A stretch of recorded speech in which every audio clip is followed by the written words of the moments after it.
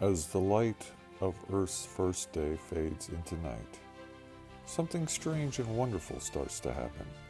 Silently, mysteriously, the heavy moisture-laden mist clinging to the ocean begins to rise.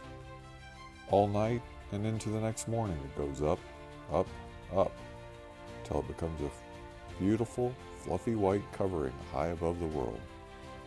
Between it and the water below is clean air, fresh air, forming the atmosphere, or the firmament as the Bible calls it. And God said, "Let there be firmament in the midst of the waters, and let it divide the waters from the waters. And God made the firmament and divided the waters which were under the firmament from the waters which were also above the firmament. And it was so. And God called the firmament heaven, and evening and the morning were the second day." You might wonder why God took one whole day to create something invisible like the atmosphere, while he dedicated one day to making the fish in the sea and another to making the animals. But just because something can't be seen doesn't mean it's not important. What God did on the second day was crucial. Everything else depended on it. He was planning to create a beautiful world filled with living creatures, all of which would need air to breathe. He planned to make birds that would need air to fly. Without it, they would be earthbound. He was also about to make trees, plants, flowers, which would need nitrogen to grow. So he mixed nitrogen with the oxygen to make air, just the right amounts each. Too little oxygen and his creatures would suffocate. Too much, and one spark could set the world on fire. God had another reason for making the air first: to divide the waters above and the clouds from the waters below in the ocean. The air would act as a barrier. Without raindrops from a mile-high cloud would hit the earth like a machine gun, raining its bullets down, and a heavy downpour could destroy everything.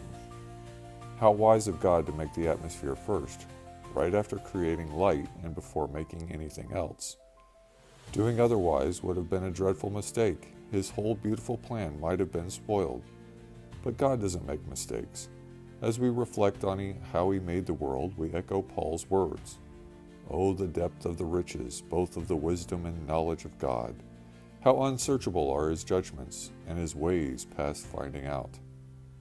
Now Earth's second day is ending. The beautiful white cloud changes color, shot through with gold, orange, red, purple, slowly vanishing into the darkness as night falls. 2 days have passed out of 6. All that can be seen is the ocean. No vast end in sight. The endless ocean. No land, no living creatures, nothing but water. North, south, east, and west. Only water. Water, water. The restless waves rolling on endlessly. In the darkness of the third evening, it seems as though God has done nothing but lift the mist from the ocean. But he knows better. He's neither impatient nor hurried. He knows everything is now ready for the next step in the great creation. Listen, he's speaking again. And God said, "Let the waters under the heaven be gathered together into one place, and let the dry land appear." Suddenly, the great ocean begins to boil and seethe. There's a mighty shaking and shuddering as the first needle points of land rise from its depths. Swiftly, continents and islands take shape. Mountains and hills move upward as water drains from their sides in foaming cataracts. What a night! What a day!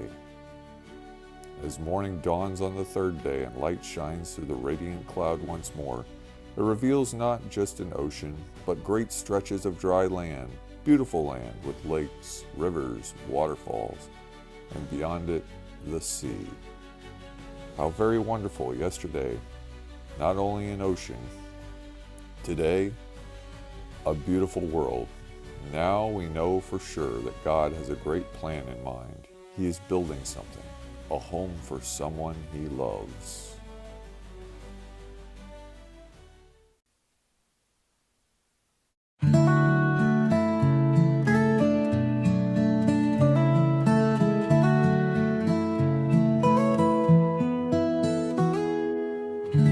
As the light fades into night.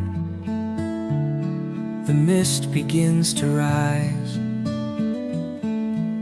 soft and silent through the dark. It climbs into the skies. Above the waves, the clouds unfold, white as morning's breath. A veil between the sea and stars, where heaven's touch is set.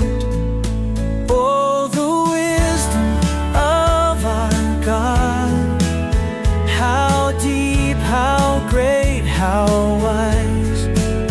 He lifts the veil, He forms the air with mercy in His eyes.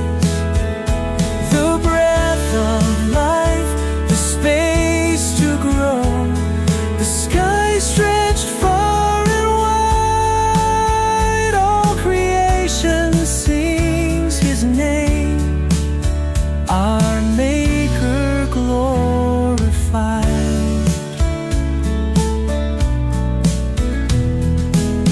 The waters part, the firmament stands, dividing sea from sea. Invisible, yet all depends on what the eye can't see. The air to breathe, the clouds held high, the rain kept soft above. He knew the needs of what would come, His creatures made in love. Oh, the wisdom of our God, how deep, how great, how wise. He lifts the veil, He forms the air with mercy in His eyes. The breath of life, the space to grow, the sky stretched far and wide. All creation sings His name, our Maker glorified.